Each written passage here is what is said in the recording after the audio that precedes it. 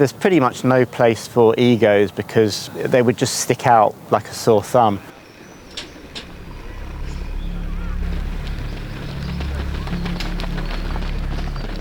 Whenever you're ready. Okay, so I'm David Chalfen. I'm currently here as a Highgate endurance coach. The scene setting tonight is just after a Tuesday evening session. I've been coaching with Highgate for coming up to 3.5 years. I've been coaching for 20 years now, and I've been in the sport for 47 years continuous. So in terms of the book that I've written, it basically tries to wrap all the threads, all the things, all the people, all the events, all the ideas and experiences, and to some degree emotions that the sport has brought me over, the large majority of my life, and present it in what I hope is a lively and entertaining and thought-provoking format.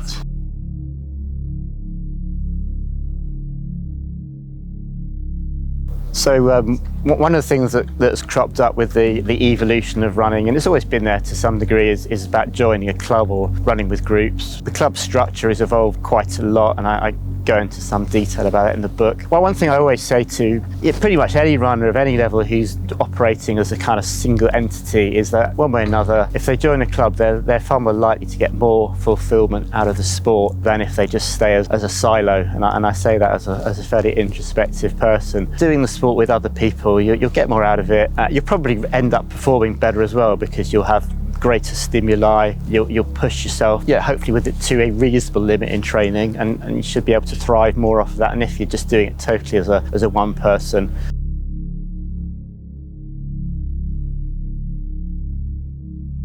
Over the years I've been with clubs as life has changed and my sort of positions and goals have changed. So Highgate at the moment, most people will probably be aware it's on the men's side, which is where I operate. It's incredibly thriving scenarios, both like the very, very top end and then the depth that's kind of bubbling under and pushing through. Big numbers of young, very bright, keen, highly committed guys. And it's just a great, and I say this, choosing my words, it's a very healthily competitive atmosphere. There's pretty much no place for egos because they would just stick out like a sore thumb. It generates its own momentum, it generates its own positivity. Most people will probably be aware that Ben Pochi it's hard to deny that he has been a huge figure in that. And if you look at the Highgate rejuvenation around the late 2000s, that coincided almost precisely with him stepping back into team management and his kind of unique charisma, the way he communicates and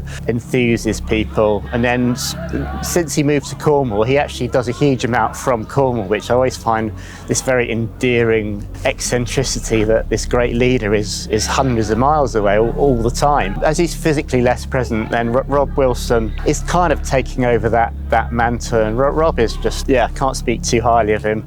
Does a huge amount, incredibly knowledgeable, incredibly slick at dealing with people. That helps just keep this core rolling, and in terms of recruitment, which is part of what clubs are trying to do to always do better. The welcome that people get when they're trialling or considering coming here, they always speak very highly of it, so it's a fine setup.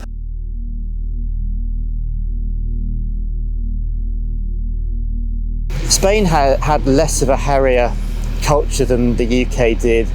And my impression was that when endurance running got professionalised, both in terms of people making money from it and in terms of actually getting more, using the best sports science that was available at the time, I think they were ahead of the UK on that, and we got by on tradition and legacy and kind of bashing away with it because that worked to quite a large degree. Spain, I thought, was relatively more precise and empirical about things, maybe a decade or so before the UK. So a lot of the technical stuff I got about learning about endurance training and athletes and different systems, different ways that could work even for athletes training for the same target distances. A lot of that in the Spanish system. And anyone who follows endurance knows if you talk about Spanish endurance, you can't pretend that everything was fully done ethically, and I'm aware that is always part of the mix.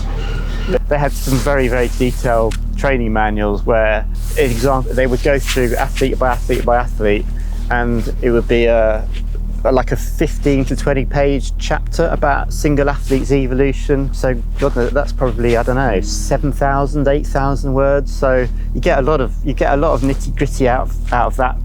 It answers a lot of questions. It's very thorough. Yeah, they're very illuminating.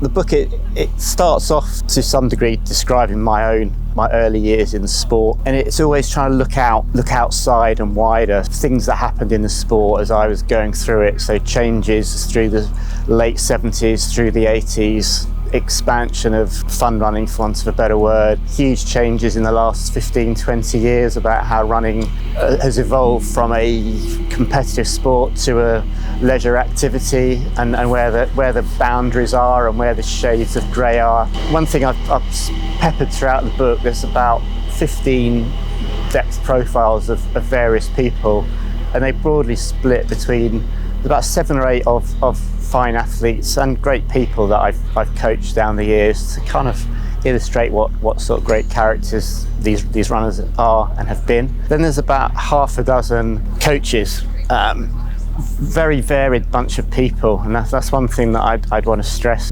through the book and more widely, is that coaches they're all sorts. They really are so diverse. This is just the sharper end of endurance running. There's no sort of person that becomes a coach. It's anybody and everybody.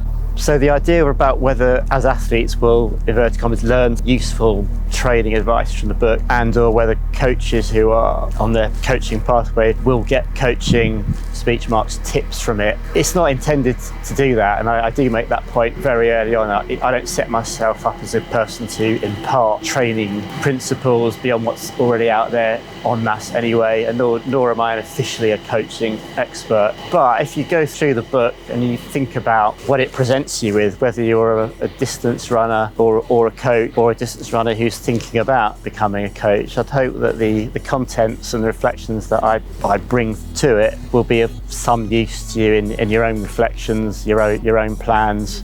If it stimulates you along those lines at all, then I'd be very pleased and fulfilled. So the book is self-published, so I control the whole distribution of it. My name is David Chalfen, and so the only way to order it is Google that through my coaching website, and it's easily done. It's a click of a PayPal, and then it wings its way over to you.